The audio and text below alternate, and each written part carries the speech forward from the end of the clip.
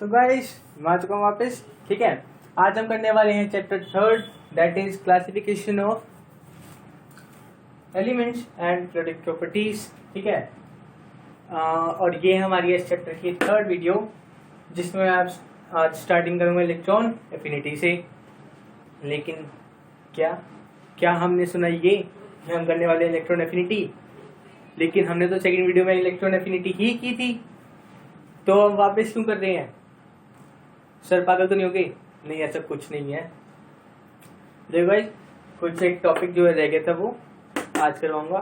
ठीक है, तो ध्यान से सुनो, बिल्कुल छोटा सा टॉपिक है, उसके बाद हम आज वाले जो नए टॉपिक्स हैं वो करेंगे स्टार्ट। ओके, तो लेट्स स्टार्ट। ओके, तो ये हमने किया था कि एक लाइन मतलब एक बताया था कि मैंने क्लोरीन की जो इलेक्ट्रॉन एफिनिटी है वो ज्यादा होती है फ्लोरीन से।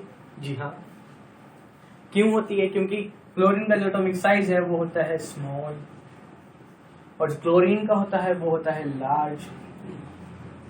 ठीक है, स्मॉल और लार्ज के चलते आपको कुछ और तो नहीं याद आ रहा? अच्छी बात है कि नहीं याद आ रहा। ठीक है, इस कारण होता है क्योंकि स्मॉल जब जो फ्लोरीन एटम है वो स्मॉल होता है, जिसके कारण अगर कोई एक्स्ट्रा इलेक्ट्रॉन हम उसके अंदर ऐड करवाते हैं तो उसके अंदर जो रिपल्शन है वो ज्यादा होती है, जिसके कारण वो एक्सेप्ट नहीं कर पाता, अनस्टेबल हो जाता है। तो इस वजह से क्लोरीन की इलेक्ट्रॉन एफिनिटी ज्यादा होती है। ठीक है, तो जी क्या ये सिर्फ इनके साथ होता है? बिल्कुल नहीं। हम देखते हैं कि जो हमारे ग्रुप नंबर 14 है, ग्रुप नंबर 15 है, ग्रुप नंबर 16, ग्रुप नंबर 17। ठीक है, ग्रुप नंबर 14 में कौन कौन आता है?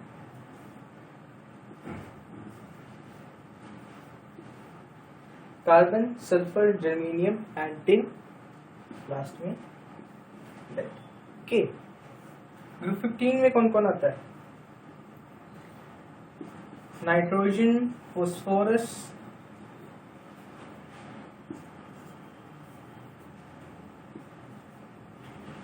एंटीमनी, बस इतना होता है।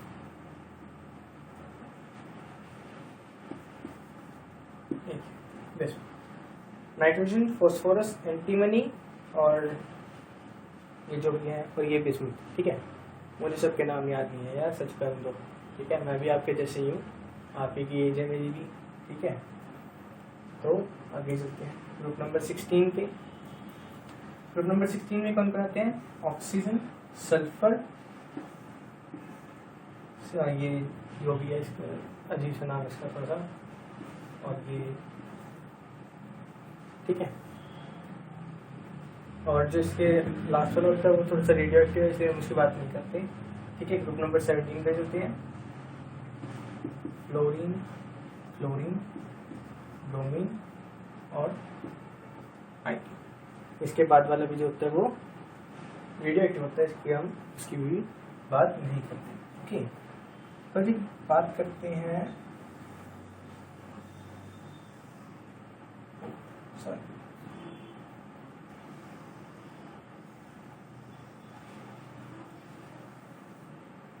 इन सब की। ठीक है, अब इसके बारे में तो आपको पता है कि यहाँ पे जो क्लोरीन का जो क्लोरीन की इलेक्ट्रॉन एफिनिटी है वो ज्यादा है फ्लोरीन से। ठीक है, तो जी बात ये है कि इसमें भी ऐसा ही होगा, इसमें भी ऐसा ही होगा और इसमें भी ऐसा ही होगा, लेकिन फर्क कहाँ पे आता है? इसमें तो जो हो रहा है वैसे ही होगा, इसमें भी वैसे ही होगा, इसमें भी वैसे ही होगा, कि इनका जो ऑर्डर आएगा वो कैसा आएगा? क्लोरीन ग्रेटर देन फ्लोरीन और ग्रेटर देन ब्रोमीन, और ये आगे आ जाएगा आईडी। ठीक है, इसमें तो ऐसे चलेगा, इसमें भी ऐसे ही हो जाएगा।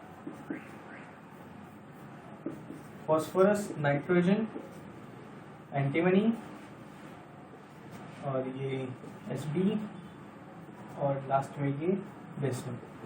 ठीक है, तो इसमें P ऊपर आ जाएगा, N नीचे आ जाएगा। ठीक है, बस इतना फर्क है इसमें। इसमें भी ऐसे ही होगा, sulphur, carbon, sorry sulph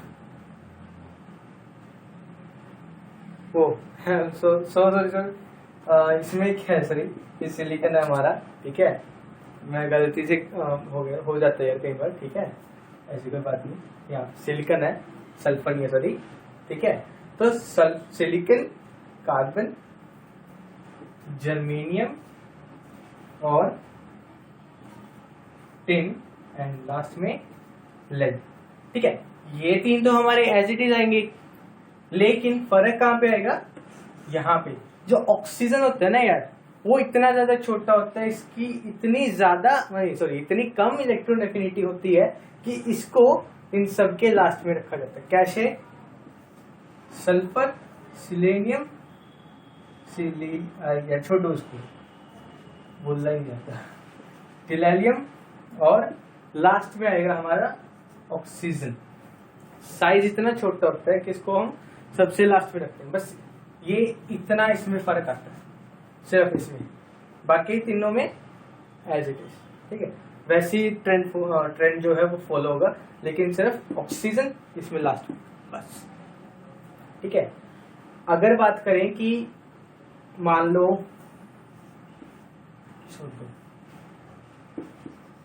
bromine, iodine और सल्फर और ऑक्सीजन, ठीक है, नॉर्मल से लिया हमने कि इनमें से बताओ किसकी इलेक्ट्रॉन एफिनिटी, मतलब ऑर्डर लिख दो इसका, सिंपली कहूं तो, ठीक है। तो आपको पता है ब्रोमीन और आयोडीन में ब्रोमीन की ज्यादा, आयोडीन की कम, ठीक है। सल्फर और ऑक्सीजन में सल्फर की ज्यादा, ऑक्सीजन की कम, अभी मैंने बता के हटाऊं, ठीक है। तो बात आती है इनमें डिफरेंशिएट कैसे करें, ठीक है। इनमें डिफरेंशिएट हम कैसे करेंगे, एक बात याद रखनी है बस सिंपल सी, कि ऑलवेज यहाँ पे डाल देता हूँ star, group number 17 have always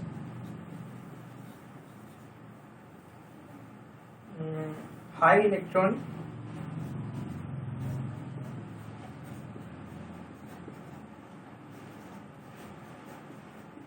affinity, group 17 have always high electron affinity then, या फिर as compared to हमारा ग्रुप नंबर 16, 15 एंड 14, ठीक है। ओके, बात समझ आ गई ये वाली। और वन मोर थिंग,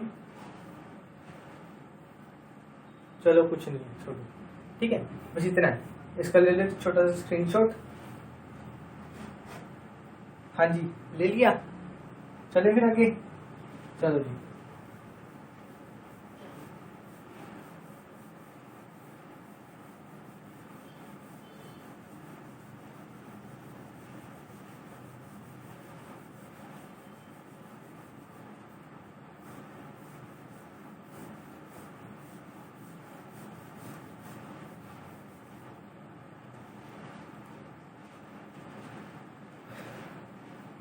तो जी नेक्स्ट क्या है हमारे पास, इलेक्ट्रॉन गेन एंथैल्पी, ठीक है। इलेक्ट्रॉन गेन एंथैल्पी क्या होता है, जो हमारा इलेक्ट्रॉन एफिनिटी होता है ना, होता तो यही है, लेकिन बस एक अलग से नाम दे दिया हमने इसको, नथिंग, ठीक है। इलेक्ट्रॉन गेन एंथैल्पी, ठीक है जी। इलेक्ट्रॉन गेन एंथैल्पी, इससे एक सिंबल होता है हमारे पास छोटा सा, जो मेन, सॉरी ये मैंने स्पेलिंग थोड़ी गलत कर दी,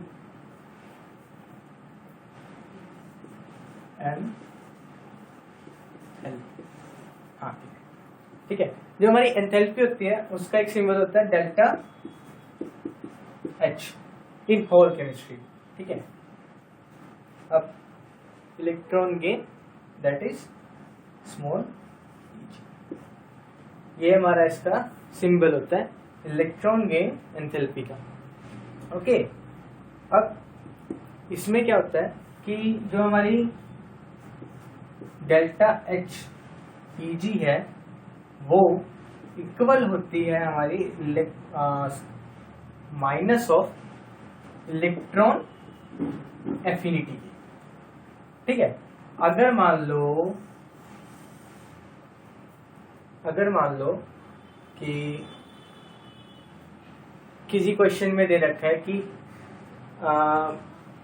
electron affinity of a reaction, कोई रिएक्शन है मान लो 2A2 3B, ठीक है, कोई भी रिएक्शन है, इलेक्ट्रॉन एफिनिटी उसकी EA इज इक्वल टू कुछ दे रखी है मान लो। नॉर्मली मैं आपको बता दूं कि जो इलेक्ट्रॉन एफिनिटी है मोस्टली टाइम्स होती है वो पॉजिटिव में आती है, ठीक है, और कोई कम ही चांस होते हैं कि वो नेगेटिव में आए। ओके, क्योंकि जो डेल्टा एच होता है ना, यानी कि एनर्जी जो होती है हमारे पास, वो हमेशा जब भी हम जो मतलब रिलीज होती है वो नेगेटिव में होती है, पॉजिटिव में नहीं होती। ठीक है ना, नेगेटिव का यहाँ पे सिग्निफिकेंस क्या होता है कि एनर्जी बाहर आ रही है, उससे मिल रही है, हमें मिल रही है। ओके, तो हम कभी भी डेल्टा एच को पॉजिटिव नहीं आने दे सकते, वो एक नॉन स्पॉन्टेनियस सेक्शन हो जाती है। ठीक है,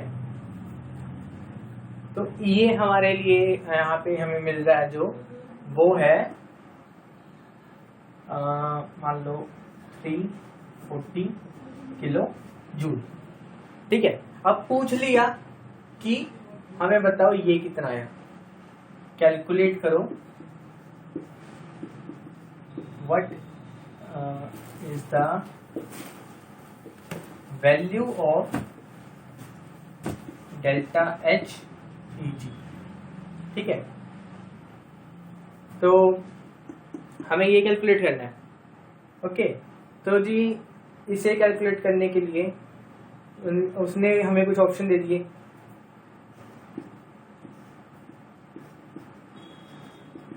ठीक है, ये आ गया मान लो 100 kg, 200 kg, इसको मान लो 300 दिया। ठीक है,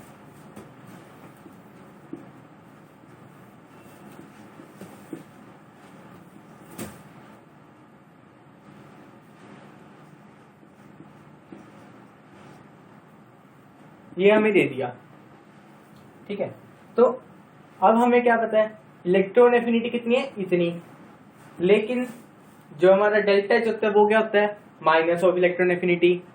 तो यहाँ पे क्या माइनस लग जाएगा, माइनस 300 किलो जूल नहीं बन जाएगा फिर ये, तो सी इज द राइट ऑप्शन। ठीक है, ऐसे इसका एक स्क्रीनशॉट ले लो फटाफट, फिर हम चलते हैं हमारे नेक्स्ट टॉपिक पे। ओके,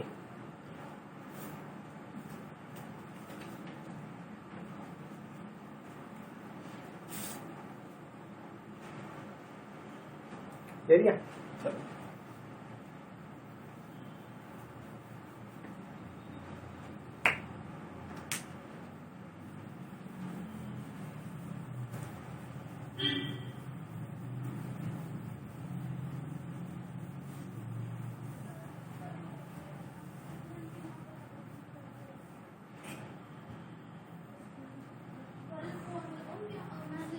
तो जी नेक्स्ट है हमारे पास acidic nature of oxide and hydroxide. ठीक है,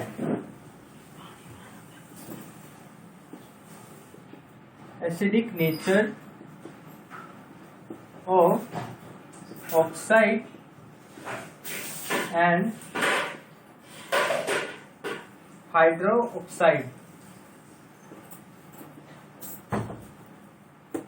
ठीक है,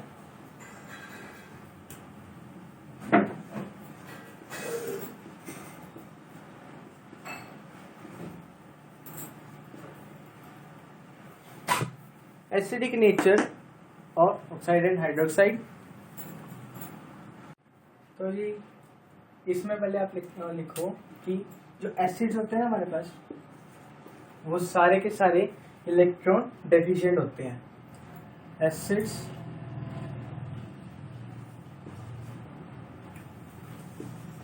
all acids are electron deficient. ठीक है, all acids are electron deficient. अब बात करते हैं जब पीरियोडिक टेबल में एसिड्स कैसे लिखे जाए. ठीक है, when we move left to right, the atomic size will decrease. ठीक है, and traction will increase.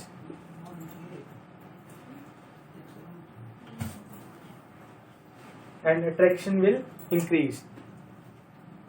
ठीक है, और जो हमारी इलेक्ट्रॉन डेफिशिएंसी है वो लेफ्ट टू राइट होती है इंक्रीज. एंड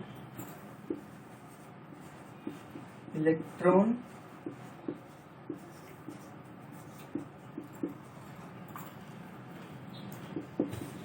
डेफिशिएंसी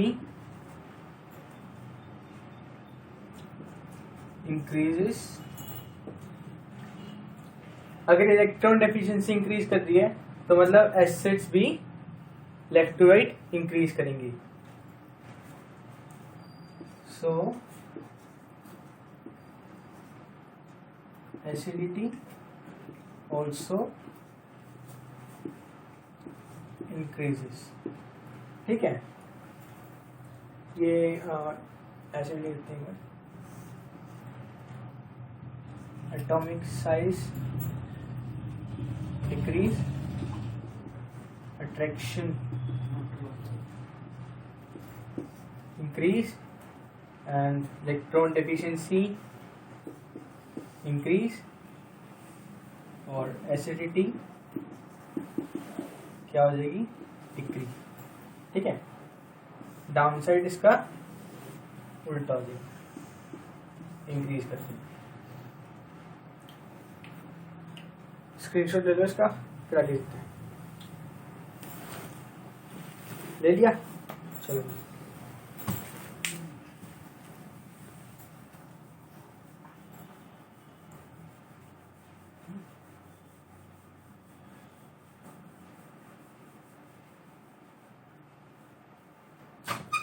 तो आगे चलते हैं.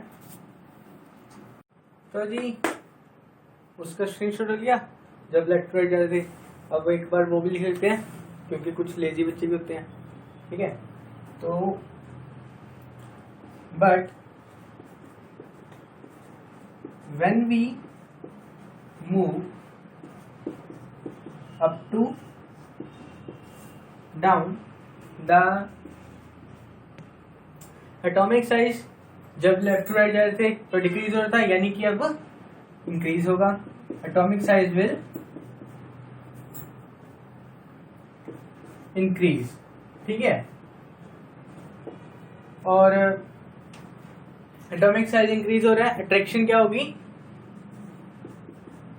Attraction will decrease. ठीक है, अट्रैक्शन डिक्रीज हो रही है. इलेक्ट्रॉन डेफिशिएंसी क्या होगी हमारी,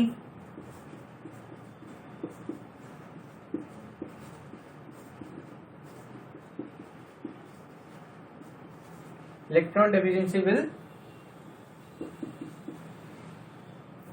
क्या होगी, जब लेफ्ट टू राइट जा रहे थे तो इलेक्ट्रॉन डेफिशिएंसी क्या हो रही थी, इंक्रीज. अब क्या नाम है, अप टू डाउन जाएंगे जब, तब क्या होगी, डिक्रीज होगी. ठीक है, हाँ. अब इलेक्ट्रॉन डेफिशिएंसी अगर डिक्रीज हो रही है तो जो हमारा एसिडिक कैरेक्टर है वो क्या होगा, डिक्रीज होगा, क्योंकि एसिड आर इलेक्ट्रॉन डेफिशिएंट। अगर इलेक्ट्रॉन डेफिशिएंसी ही डिक्रीज हो रही है तो एसिडिक कैरेक्टर क्या होगा, डिक्रीज होगा। Acidic character also decreases. Okay, चलो जी इसको उतार दो, फिर एक छोटा सा क्वेश्चन करेंगे।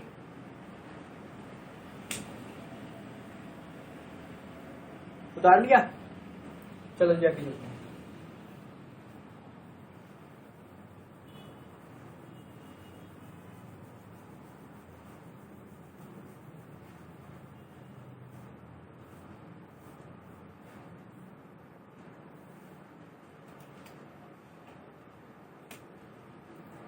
तो जी क्वेश्चन है कि आपको डिक्रीजिंग ऑर्डर में मैं कुछ कंपाउंड लिखूंगा, ठीक है, उनको अरेंज करना है एसिडिक कैरेक्टर में, ठीक है। क्वेश्चन है arrange the following in decreasing order of their acidic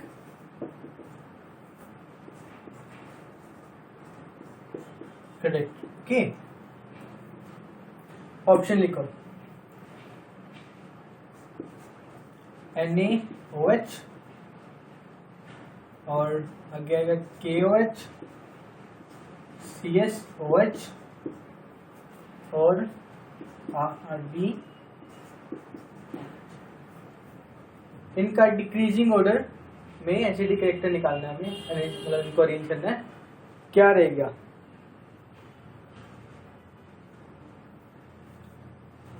मैं बताऊं,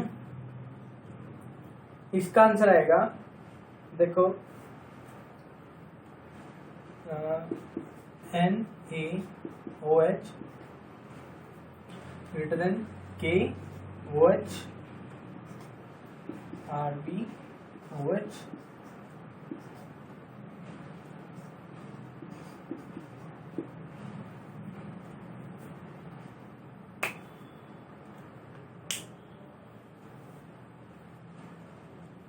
ये आएगा, ठीक है। अब मेरे को एक बात बताओ कि क्या जो हमारा ये सोडियम है और ये पोटेशियम है, रुबीडियम है और ये सीजियम है, वो क्या वो एक ही ग्रुप के हैं? जी हाँ, वो एक ही ग्रुप के हैं। ग्रुप लिखे इनका,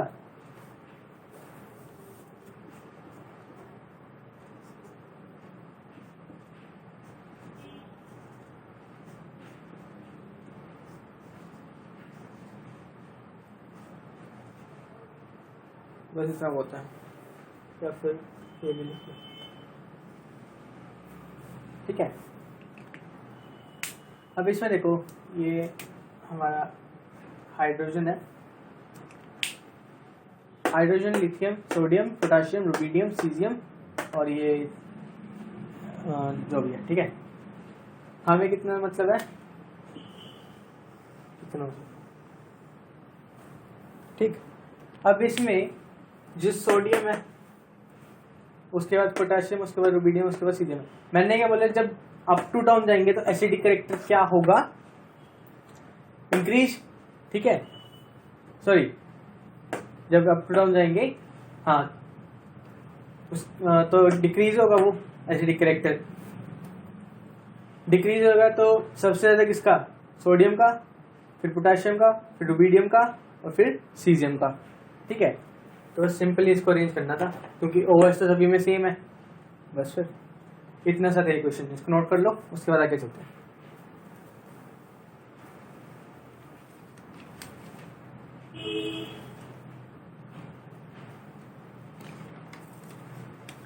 कर लिया नोट, चलो जी।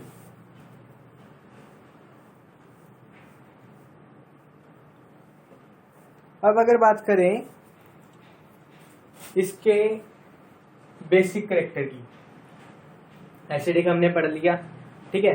बेसिक क्या होगा, उसका उल्टा ही होगा, सिंपल सी बात है। अगर ये एसिडिक करेक्टर का अरेंज मतलब इसका ऑर्डर है एसिडिक का, तो बेसिक का क्या होगा, सिंपल है, उल्टा हो जाएगा इसका। यहाँ पे लिख देते हैं एसिडिक, यहाँ पे ये बेसिक हो जाएगा।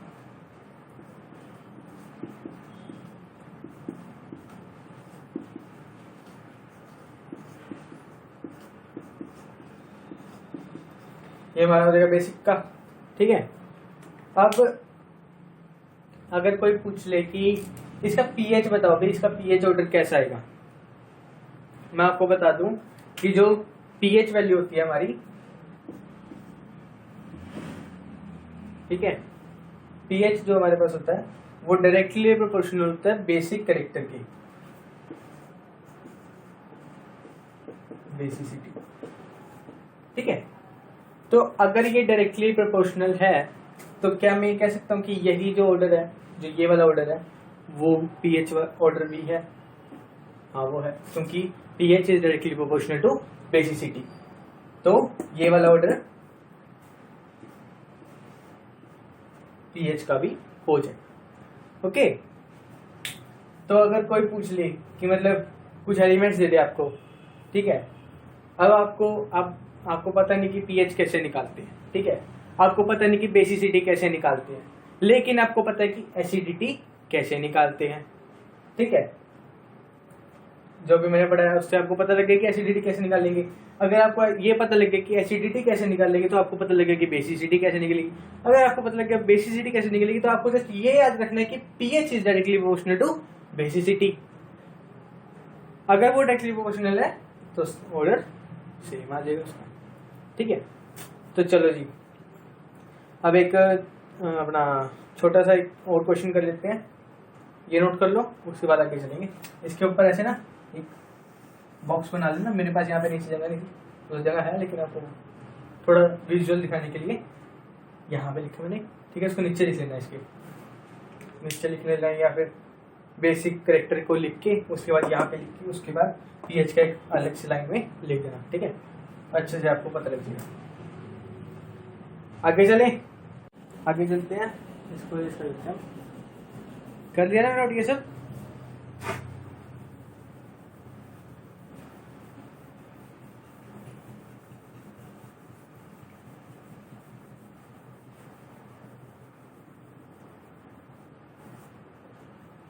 ठीक है, क्वेश्चन करते हैं।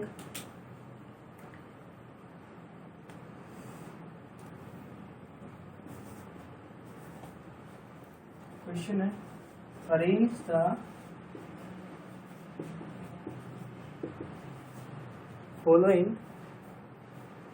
in decreasing order of their pH value.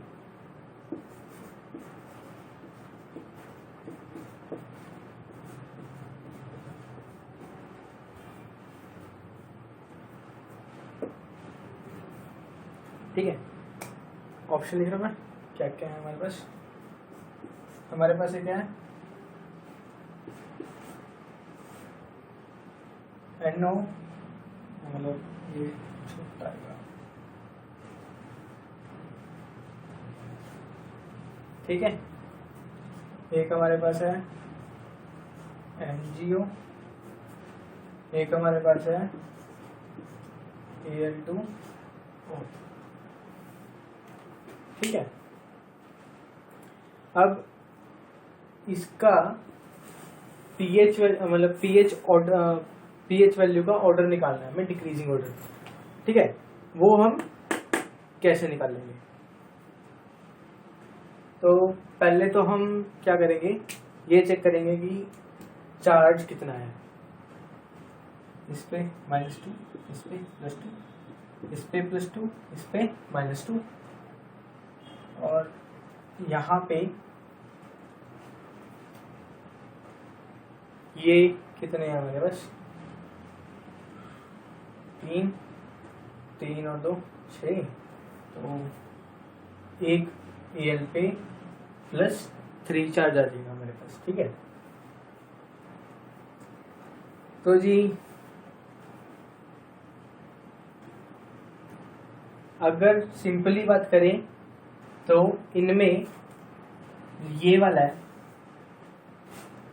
इसकी जो एसिडिटी है वो ज़्यादा है। क्यों ज़्यादा है? क्योंकि जो इसके ऊपर चार्ज है वो ज़्यादा है, ठीक है। तो अगर ये मान के चले कि इसकी एसिडिटी ज़्यादा है तो पीएच वैल्यू इसकी सबसे कम आएगी। तो ये इसको मान लेते हैं थर्ड, इसको मान लो 2, इसको मान लो 1। तो 3 तो सबसे क्या लास्ट में, ठीक है। इतना तो कन्फ्यूजन दूर। अब बात करते हैं इनकी, ठीक है। इनमें जो अपना नोबिडियम है और ये मैग्नीशियम है, ठीक है। इनकी अगर हम बात करें तो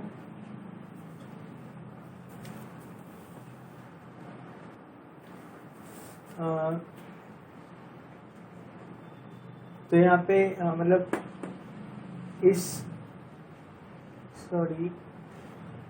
यहाँ पे +1 है, एक के ऊपर का बताना है ना हमें। ये सोडियम 2 है यहाँ पे, ठीक है। तो एक पे कितना आएगा? +1, Mg पे +2, तो इसका सिंपली ऑर्डर आ जाएगा 1 और ये 2, ठीक है। सॉरी उल्टा लिख दिया मैं, पीएच का बताना ना हमें, तो ये आ जाएगा 1 2 3। क्योंकि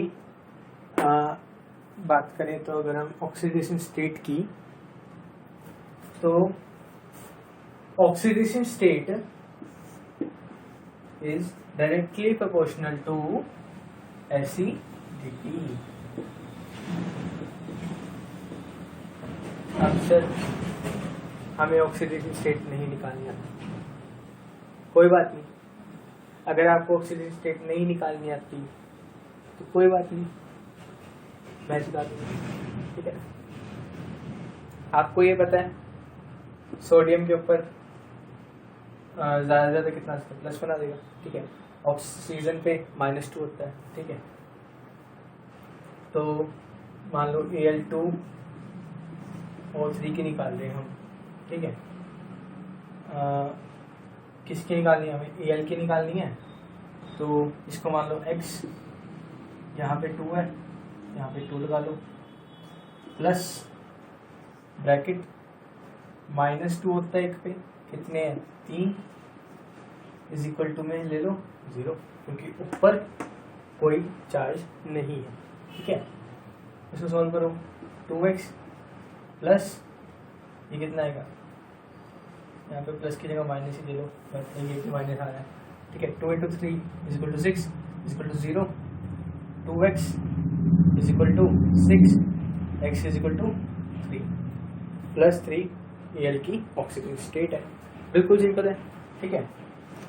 तो ऐसे हो जाएगा, oxygen state is directly proportional to acidity, okay. ये हमारा हो गया। अब चलते हैं आगे, इसको कर लो नोट, ठीक है। और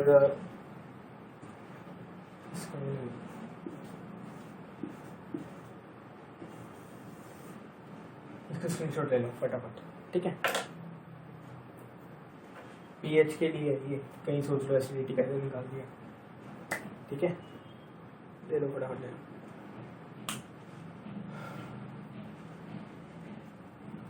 ले लिया, चलो जाके चलते हैं।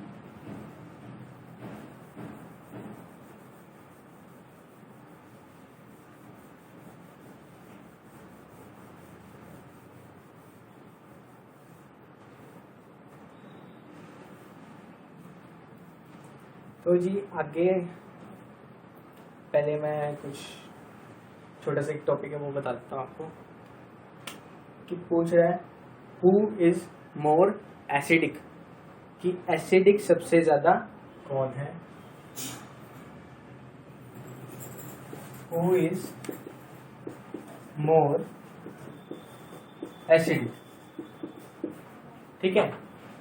पूछ रहे कि एसिडिक ज्यादा कौन है। ऑप्शन है हमारे पास H2SO4, ठीक है। एक तो ये है हमारे पास, एक है हमारे पास H2SO3। दोनों, क्या दोनों एग्जिस्ट करते हैं? हाँ, दोनों एग्जिस्ट करते हैं, ठीक है। इसके ऊपर चार्ज कितना, यहाँ पे -2, यहाँ पे +2। क्या ऐसा है? जी हाँ, ऐसा है। अब बात करें, अब सिर्फ इतने पार्ट को लो, SO4 -2। अभी मैंने आपको थोड़ी देर पहले ऑक्सीडेशन स्टेट निकालने सिखाई थी। कैसे निकाली थी हमने जिसको निकालना है, हमें कहाँ निकालना है, इसको निकालना है, सल्फर को निकालना है हमने, ठीक है। सल्फर को मान लो X, ठीक है, प्लस ऑक्सीजन की एक की कितनी होती है, -2 इंटू कितने लगे हुए हैं, 4 4, और ये सॉरी इज इक्वल टू -2। ऊपर कितना चार्ज है उसको इज इक्वल टू में ले लो, ठीक है। अब यहां से इसको सिंपली सॉल्व करना है, छोटा सा हल्का सा मैथ है, ठीक है। x इज इक्वल टू, मैं डायरेक्ट लिख रहा हूं, -2, ये उधर जाके माइनस का प्लस हो जाएगा, ठीक है, तो +8। x पे कितना आया, 8 में से 2 गई, सिंपल है 6, तो x इज इक्वल टू 6। तो नॉर्मली बात करें तो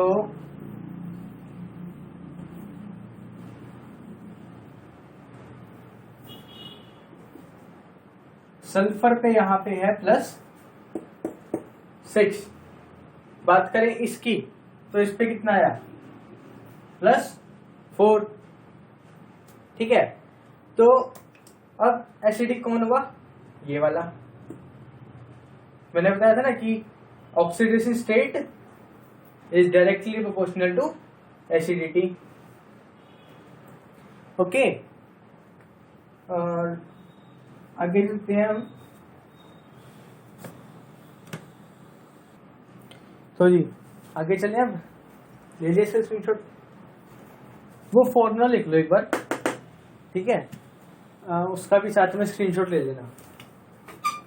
फॉर्मूला है हमारे पास, एक मिनट,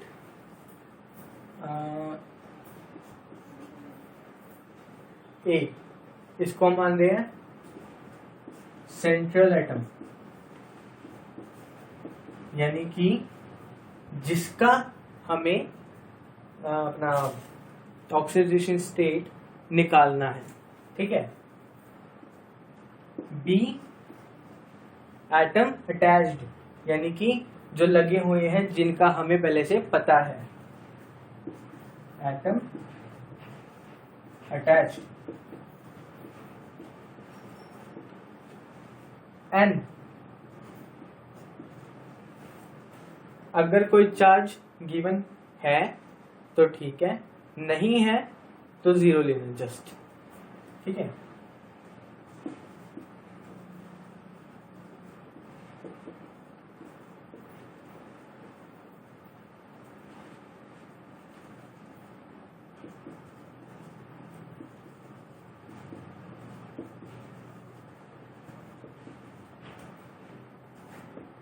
ओके, ठीक है। अब फॉर्मूला क्या है इसमें कि A प्लस B, मतलब सॉरी, A B मान लो 3 है, ठीक है, 3 एटम अटैच है किसी चीज के, ठीक है। तो मतलब यहाँ पे भी एक और मान लो, चलो ए बी सी मान लो, नंबर ऑफ एटम अटैच, ठीक है। राइटिंग पे मत जाना प्लीज, ठीक है। ए बी सी और ये एन, अगर गिवन है तो ले लो, माइनस हो प्लस हो वो फर्क नहीं पड़ता उससे। अगर नहीं गिवन है तो 0 लेने हैं हमें, ठीक है। तो फॉर्मूला क्या है हमारे पास, ए को मान लेते हैं हम x, ठीक है। b हमें गिवन होता है, मतलब हमें पता होता है वो, ठीक है। उसके बाद x के बाद लगाना है हमें प्लस, यहाँ पे वो अगर माइनस का है तो माइनस लगा दो, यहाँ पे नहीं है तो प्लस रहने दो, मतलब कुछ ना लगाओ या प्लस लगा लो, ठीक है। वो जो भी है नंबर, जैसे मान लो 2 है 3 है वगैरह वगैरह कोई भी है, ठीक है। तो लिख के इनटू का साइन, जितने एटम अटैच है C, यहाँ पे मान लो स्मॉल a इसका चार्ज है, ठीक है। जितने एटम अटैच हैं वो is equal to n, okay. ये होता है हमारे पास फॉर्मूला। एग्जाम्पल हमने लेके वैसे देख लिए हैं, अगर आपको दूसरा चाहिए कोई तो मैं दूसरा दे देता हूँ।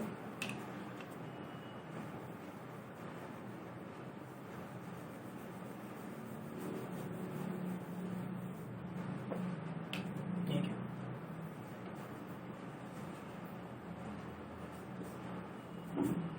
तो दूसरे एग्जाम्पल ले यहाँ पर हम NO3, चलो हाँ चलो NO3 ले लेते हैं। जो NO3 होता है उसके बाद उसके ऊपर होता है हमारा -1 चार्ज, ओके। तो अगर बात ये करें, हमें निकालनी है नाइट्रोजन की ऑक्सीडेशन स्टेट, ठीक है। तो नाइट्रोजन को हम मान लेंगे x, प्लस में ऑक्सीजन की कितनी होती है -2 इंटू कितने एटम अटैच है 3 इज इक्वल टू कितना चार्ज ऊपर -1, ठीक है। तो और x is equal to -2 into 3 is equal to हो गया 6, ठीक है। उस साइड जाके गया देखो प्लस का, तो यहाँ पे आ गया +5, ठीक है। तो नाइट्रोजन की ऑक्सीजन स्टेट कितनी आई +5। चलो ये था छोटा सा एग्जाम्पल इसका, ठीक है। इसको नोट कर लो आप। उसके बाद इसमें एक और टर्म है वो हम करेंगे, वैसे सिमिलर सी है कुछ, चलो वैसे करो, इसको नोट करो।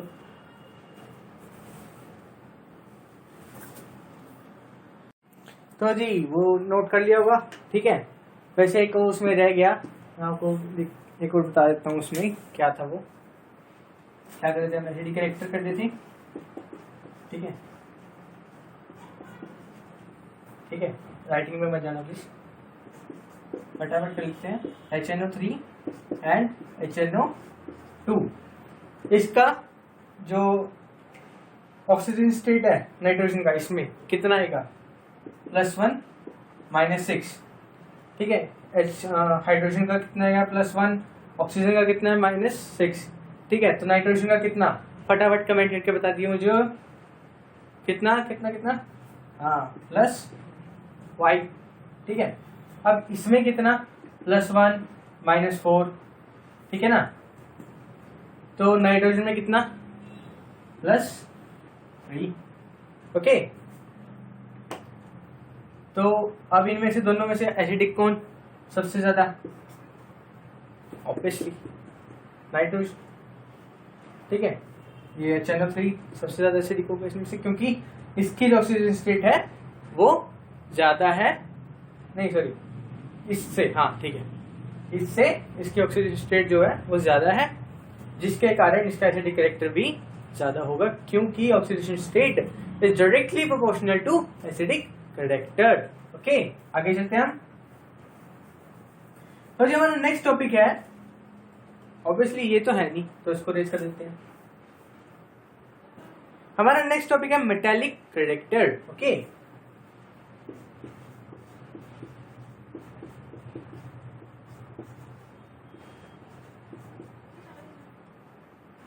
मेटालिक कैरेक्टर लिख देते हैं, ओके। तो पहली बात ये है कि जो हमारे मेटल्स होते हैं, क्या हम मेटालिक कैरेक्टर उन्हीं में डिस्कस कर सकते हैं? जी हाँ, क्योंकि मेटेलिक करेक्टर मेटल्स में ही मिलेगा। और कहाँ मिलेगा आपको? अलॉयज में तो नहीं मिलता ना, नहीं मिलता, क्योंकि ये मेटल्स मिलता है। तो जी मेटल्स जो होते हैं हमारे, उनके पास टेंडेंसी होती है लॉस टू देयर इलेक्ट्रॉन्स। बात को लिख लेते हैं इसी को। Metals have tendency to loss their electrons. Okay, example magnesium, sodium, sodium नहीं, मैग्नीशियम, सोडियम भी कह सकते हैं, ऐसे कोई दिक्कत नहीं। मैग्नीशियम कितने इलेक्ट्रॉन लॉस करता है मोस्टली क्या? हर बार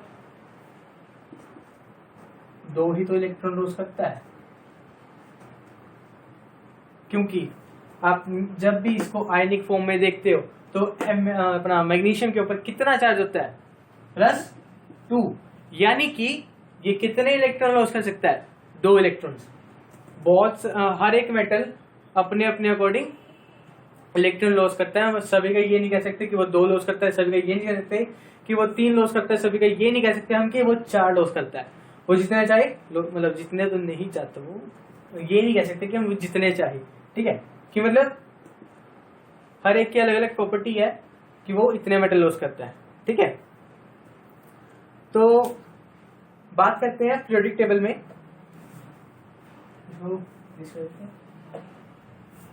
When we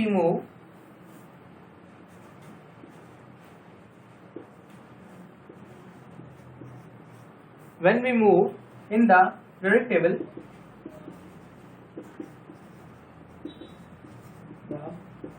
table from left to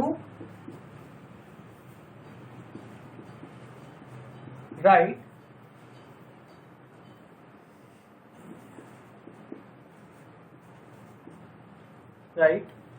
metallic character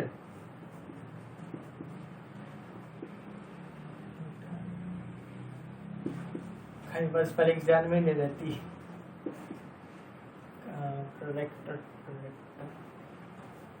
character नहीं लिख दिया मैंने, सॉरी, गलती हो गई यहाँ पे ना। करेक्टर को करेक्ट कर देते हैं हम थोड़ा सा। क्या ये है? ये मुझे तो लगता नहीं, ऐसे ही सही है, ठीक है, हो जाती है, स्पेलिंग मिस्टेक्स तो हो जाती है। लेकिन अब आप यार ये तो टीचर है, किसी से स्पेलिंग मिस्टेक हुई तो हमारा क्या होगा? अरे यार सबके साथ होता है ऐसा, हर कोई परफेक्ट नहीं होता, ठीक है, परफेक्ट बनना पड़ता है, लेकिन हम तब भी परफेक्ट नहीं होते, ठीक है। तो हम सिर्फ ट्राई कर सकते हैं परफेक्ट होने की, लेकिन क्या हम परफेक्ट हो पाते हैं? नहीं, कुछ ना कुछ तो कमी रह ही जाती है ना यार। अब परफेक्ट किसको कहेंगे? जिसको सब कुछ आता हो, जो हर चीज कर सकता हो। लेकिन क्या ऐसा हो सकता है? मान लो कोई फुटबॉल खेल रहा है, क्या वो हॉकी खेल सकता है? खेल सकता है, लेकिन क्या उसमें परफेक्ट हो सकता है? हाँ हो सकता है, वो 2 चीज़ों में परफेक्ट हो गया। मान लो ट्राई करता रहा, बहुत सारी गेम्स हैं, कितनी गेम्स में परफेक्ट हो जाओगे? लाइफ शॉर्ट है भाई साहब, ठीक है ना। तो हर कोई परफेक्ट नहीं होता। Right metallic, left to right, metallic character will decrease की। बात करते हैं अप टू डाउन की। सिंपल, आपको पता है, मैंने फर्स्ट डे में ही बता दिया था इसके प्रॉपर्टीज की, प्रॉपर्टीज के कि जब भी कोई चीज, मतलब कोई property left to right increase होगी तो वो अप टू डाउन डिक्रीज होगी, और जब लेफ्ट टू राइट डिक्रीज होगी तो अप टू डाउन इंक्रीज होगी। ओके, तो फटाफट मुझे कमेंट करके बताइए कि मेटेलिक कैरेक्टर क्या होगा जब हम जाएंगे group 5 that is after exam. Okay, चलिए बताइए मुझे फटाफट कमेंट करके क्या होगा इसके साथ, क्या करना चाहिए हमें इसके साथ। हाँ, मुझे लगता है इंक्रीज होगा। क्या मैं सही हूँ? जल्दी से कमेंट करके बताइए क्या मैं सही हूं। यस, हाँ राइट। खुद पे कॉन्फिडेंस होना ज्यादा जरूरी है, लेकिन over confidence hurts you, very very hurts. Okay, चलिए आगे चलते हैं। But when we move up to down metallic character,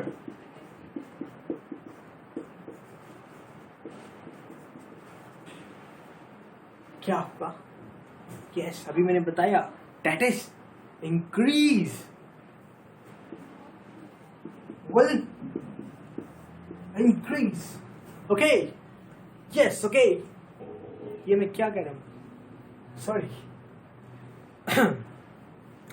तो जी ठीक है, ये बात तो हमने सीख ली कि पीरियोडिक प्रॉपर्टीज में, पीरियोडिक टेबल में मेटालिक कैरेक्टर कैसे क्या होगा। ठीक है, अब बात करते हैं कुछ मेटल्स के बारे में। ठीक है, एक ही बात करेंगे सिर्फ, ज्यादा नहीं हमसे होती। ये नोट कर लिया था ना? कर लिया होगा है ना? मुझे बताया है, बड़े फास्ट हम।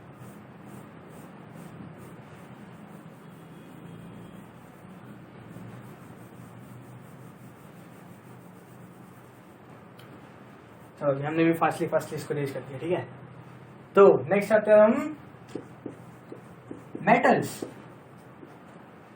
जो हमारे पास मेटल्स होते हैं, जितने भी है हमारे पास, ठीक है, वो सारे एक ही नेचर के होते हैं। क्या आपको पता था ये बात? हाँ, आपको पता था, 10th में आपने पढ़ा है, 9th में आपने पढ़ा है, बहुत क्लासेस में आपने पढ़ा है। ठीक है, तो ये बात आपको पता है कि जो मेटल्स होते हैं वो होते हैं हमारे पास basic in nature. Metals are basic in nature. Okay, ठीक है, सो दे आर। अब मैंने आपको क्या बताया था कि जो हमारे पास एसिड होते हैं वो इलेक्ट्रॉन डेफिशिएंट होते हैं। क्या मैंने ऐसे बोला था? हाँ, मैंने ऐसा बोला था, अभी तो थोड़ी देर पहले बोला था कि इलेक्ट्रॉन्स हमारे पास इलेक्ट्रॉन डेफिशिएंट होते हैं। नहीं सॉरी, इलेक्ट्रॉन चलो कोई बात नहीं, हो जाता है। एसिड हमारे पास इलेक्ट्रॉन डेफिशिएंट होते हैं। ठीक है, इलेक्ट्रॉन्स कैसे इलेक्ट्रॉन डेफिशिएंट हो सकते हैं सर? क्या बोल रहे हो आप? तो ठीक है, ऐसा नहीं होता। तो अगर एसिड इलेक्ट्रॉन डेफिशिएंट होते हैं तो क्या बेसिक इलेक्ट्रॉन रिच हो सकते हैं? हाँ, ऐसा हो सकता है। तो इसी बात को लिखेंगे। So metals are electron rich in nature. Okay, या फिर ये भी कह सकते हैं कि metals are electron rich species. ये भी कह सकते हैं, इन नेचर भी कह सकते हैं, स्पीशीज भी कह सकते हैं, जो कहना है यार कहो। ठीक है, ये 2 लाइनें नोट करो आप। उसके बाद हम करेंगे छोटा सा एक क्वेश्चन। ओके, कर लिया ये नोट? आई एम श्योर कर लिया होगा। कर लिया ना फटाफट? चलो, हमने भी रेज कर दिया, बड़े फास्ट है ना? तो जी क्वेश्चन है हमारे पास,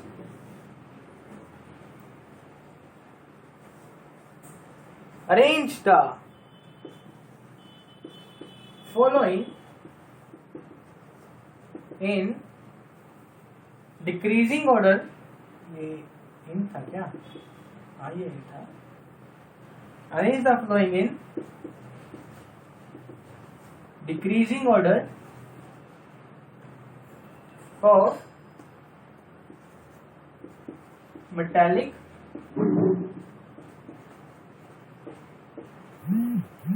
कैरेक्टर। ओके, आपके ऑप्शंस हैं। क्या ये केबीसी चल रहा है?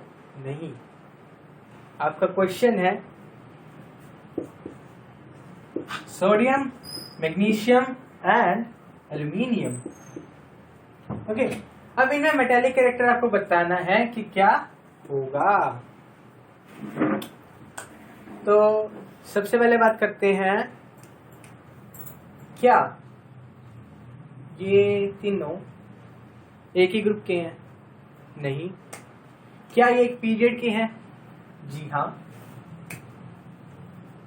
ये सोडियम फर्स्ट ग्रुप का है, ये सेकंड ग्रुप का है, और ये हमारा 15th ग्रुप का है, सॉरी 13 ग्रुप का है। ठीक है, फर्स्ट सेकंड और 13, यानी कि ये है तो सेकंड पीरियड के ना, कॉमन क्या है इनमें? Second period. ठीक है, अब मैंने आपको बताया था कि लेफ्ट टू राइट जब हम जाएंगे तो मेटालिक करेक्टर क्या होगा। लेफ्ट टू राइट जाते हुए हमारा जो मेटालिक करेक्टर है वो डिक्रीज हो जाता है। ठीक है, तो हम इनको नंबरिंग देते हैं पहले 1 2 and 3। ठीक है, इसको डाल देते हैं 1 2 and 3। ठीक है, तो इस साइड जाते हुए क्या मेटालिक करेक्टर डिक्रीज हो रहा है? ठीक है, तो डिक्रीजिंग ऑर्डर क्या आएगा इसका? इसका जो डिक्रीजिंग ऑर्डर आएगा वो है ये। ओके, 1 2 and 3, मतलब कि सोडियम पहले आएगा क्योंकि उसका मेटालिक करेक्टर ज्यादा होगा, फिर मैग्नीशियम आएगा, जर्मेनियम आएगा। चलो, हो गया। ओके, अब ये क्वेश्चन नोट कर लो। हो गया नोट? चलो,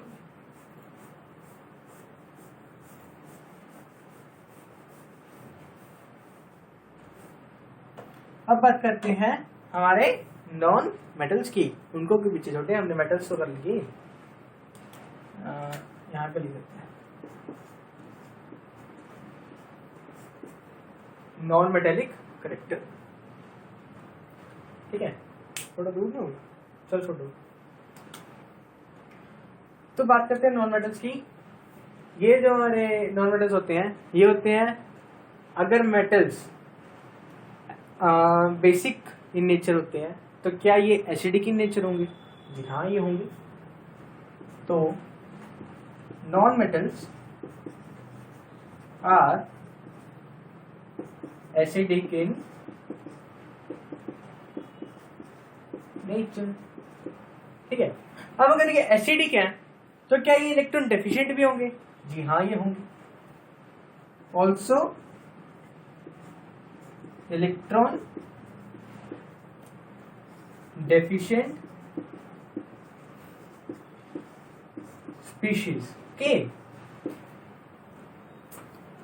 ठीक है, ये दो लाइन्स नोट करो। उसके बाद ये देखेंगे कि इनका पीरियोडिक टेबल में क्या होगा। कर ली नोट? चलो फिर आगे चलते हैं।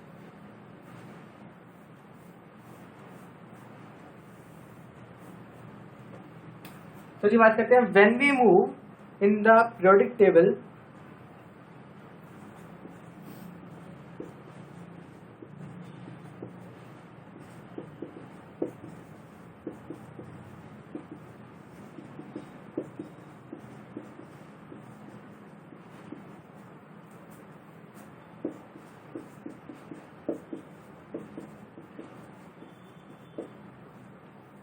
from left to right, the non-metallic character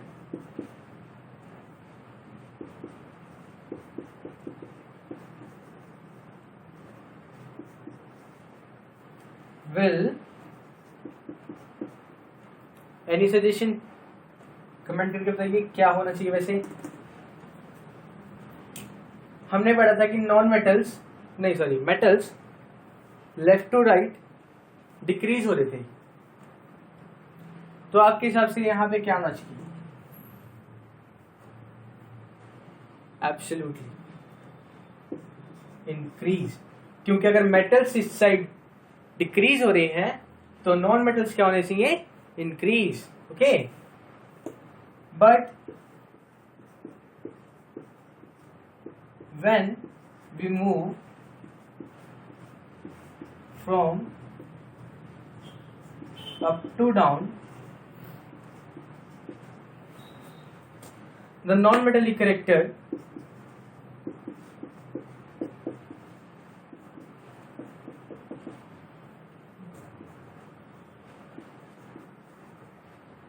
character is will decrease. Okay, ठीक है, उल्टा ही है, मतलब मेटल्स थे वो लेफ्ट टू राइट डिक्रीज कर देते, अप टू डाउन इंक्रीज कर देते। नॉन मेटल आ गए तो लेफ्ट टू राइट इंक्रीज कर रहे हैं, अप टू डाउन डिक्रीज कर रहे हैं। बस इतनी सी बात है, ठीक है, इसको नोट कर लो, फिर आगे चलते हैं।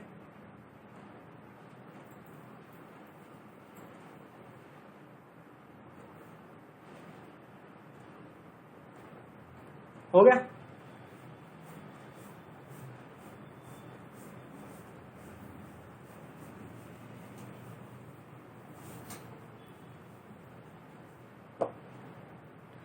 ठीक है, आगे बात करते हैं। ठीक है जी, तो अब बात करते हैं। देखो, हमने स्टार्टिंग में क्या किया था आज, एसिडिक कैरेक्टर के बारे में हमने पढ़ा था कि वो जो है लेफ्ट टू राइट क्या हो रहा था अपना, लेफ्ट टू राइट वो हो रहा था, इंक्रीज हो रहा था। ठीक है, तो अब non metallic metals and non metals पढ़ लिया हमने। ठीक है, तो अब इनको कर दो गाइस। अब बात करते हैं कुछ बेसिक कैरेक्टर्स के बारे में। Basic character of oxide and hydroxide. Okay,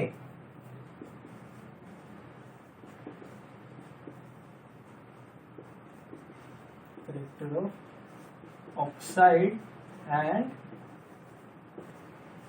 hydro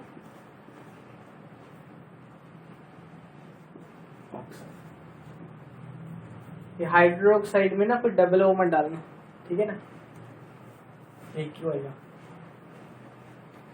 तो जी बात करते हैं इनकी बेस। आपको पता है कि इलेक्ट्रॉन रिच होते हैं, ठीक है, क्योंकि मेटल्स क्या होते हैं, इलेक्ट्रॉन रिच। ये हमने पहले ही पढ़ लिया था उसमें, जब हम मेटल्स मेटेलिक कैरेक्टर कर लेते, ठीक है, तब हमने पढ़ा था कि जो मतलब मेटल्स होते हैं वो बेस होते हैं, ठीक है, और मेटल्स इलेक्ट्रॉन रिच स्पीशीज होती हैं, तो बेस क्या होते हैं, ऑल्सो इलेक्ट्रॉन रिच स्पीशीज। तो हम एक बार और पढ़ लेते हैं इस बात को। Base are electron rich species. Okay, ठीक है, अब इन अदर वर्ड नीचे लिख लो एक लाइन में, in other words we can say that, in other words we can say that base can donate their electrons। ठीक है, ये बात होगी। अब एक और मतलब चलो पहले ये पढ़ लेते हैं, इसमें क्या लिखा हुआ है।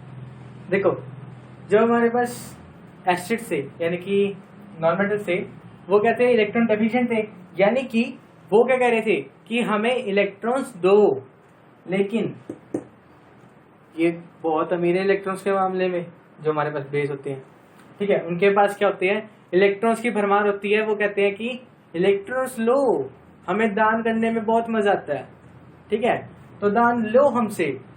और एसिड क्या करते हैं, वो दान ले लेते हैं, ठीक है, इलेक्ट्रॉन रिच स्पीशीज बेस, ठीक है, तो वो डोनेट करता है अपने इलेक्ट्रॉन्स को, और वो क्या करते हैं, एक्सेप्ट करते हैं एसिड्स, ठीक है।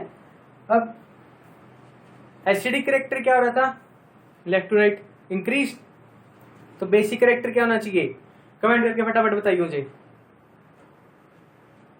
एब्सोल्युटली, जो बेसिक कैरेक्टर होगा वो हमारा डिक्रीज होगा। डायरेक्टली लिखते हैं इसको, left to right basic character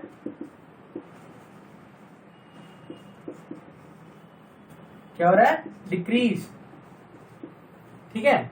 और जब हम अप टू डाउन मूव करेंगे तो क्या होगा, सिंपली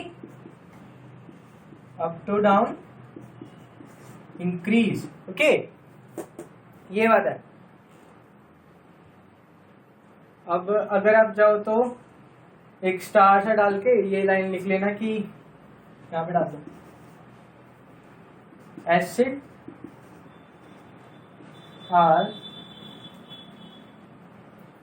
सॉरी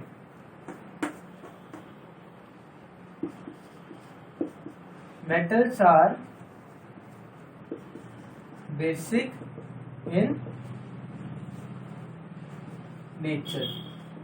ठीक है, और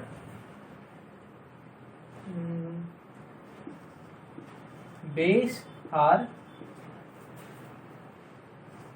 इलेक्ट्रॉन रिच स्पीशीज। अब नॉन मेटल्स और एसिड के साथ क्या होगा, इसका उल्टा होगा। ठीक है, तो जी आज के लिए बस इतना ही। ठीक है, अब अपना आज का वीडियो हो गया कंप्लीट। ठीक है, अब नेक्स्ट वीडियो में मिलेंगे, तब तक ये सारा अपना देख लेना। ठीक है, और अच्छे से पढ़ लेना इसको। ठीक है, और जो ये सारा है ना, ये आपकी फुल केमिस्ट्री में जब तक आप केमिस्ट्री पढ़ोगे तब तक काम आने वाला है, इसलिए इसको अच्छे से पढ़ना बिल्कुल। क्योंकि मैंने अच्छे से पढ़ाया है तो आपको भी अच्छे से समझ आ जाना चाहिए। ओके, चलो जी, बाय बाय।